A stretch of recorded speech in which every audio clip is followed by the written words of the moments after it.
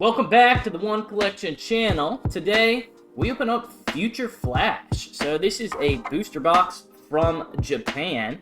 I got this because it was a more affordable option than the American cards. I'm not really looking to sacrifice my ability to buy a home just for cardboard cards. I'm going to let this hobby die down a little bit, and in the meantime, I'm just going to find ways to do my hobby better. And that's what I've done. So for this box, I'm going to be breaking it open until we hopefully get a nice hit for the collection. And then I'm going to set at least one aside so I can collect booster boxes or booster packs for display. Yeah, and then probably set a lot of them aside for some openings, trying to get, you know, my paintings on eBay selling. I did reduce the ones on this channel to 24 bucks each too, because I figured if it was good for the goose, good for the gander type deal. If it was good for one channel, it was good for the other. So that's the whole box. Feels good to have a stack. Now these, I think they have 5 cards in them each.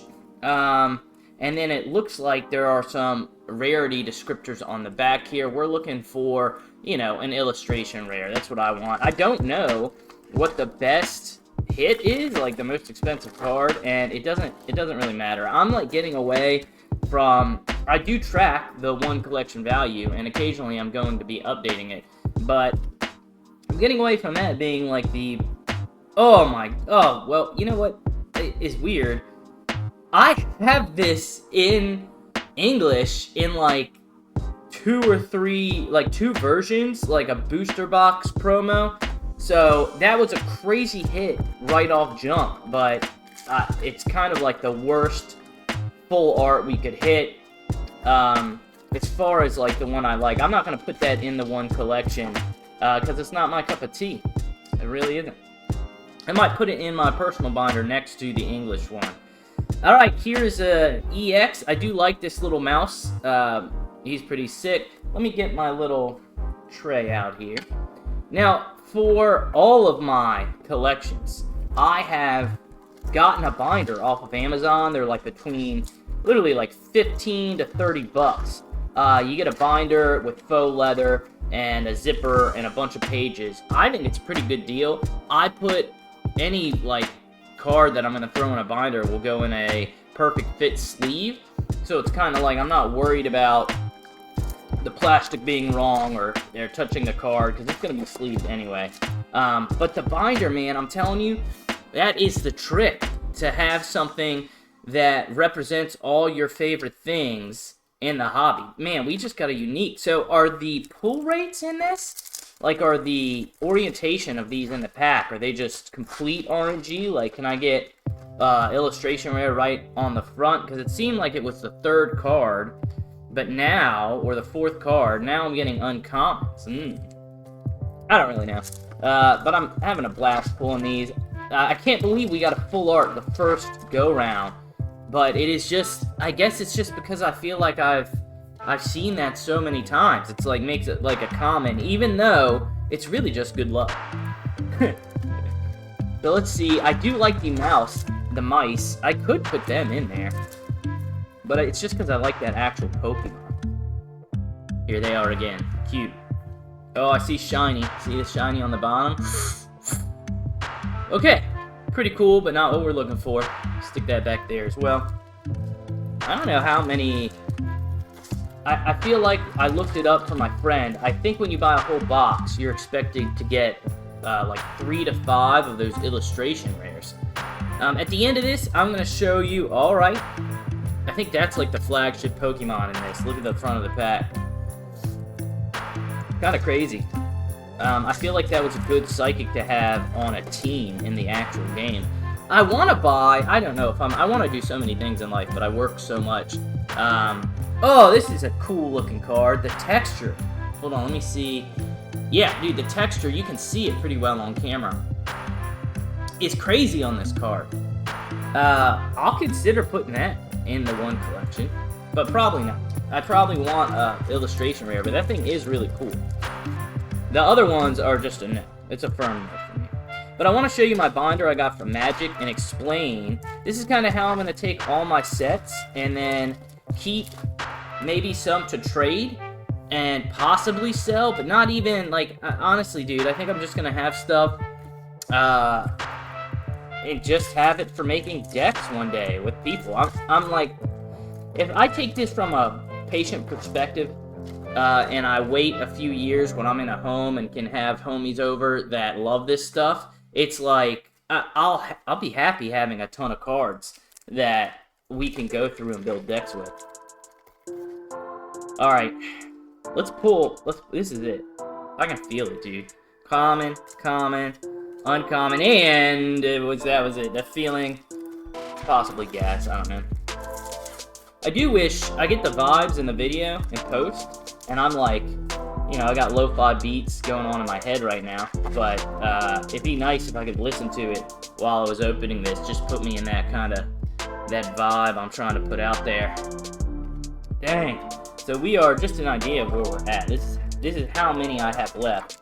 I do want to save a good amount of these for my other channel. I don't know what I expected, like suddenly I was going to not want to rip all of these. I guess I haven't thought that through. Or I thought I was going to get lucky like I did and pull this one pack in. But I swear I just have this. I've had this, so many of those. Like, I think I pulled it from the English set, I pulled it from the box topper, and it's lost its luster. And the luster is important, okay? It's like icing on a cake. Alright, let's put a limit on this. Let's do 3 more.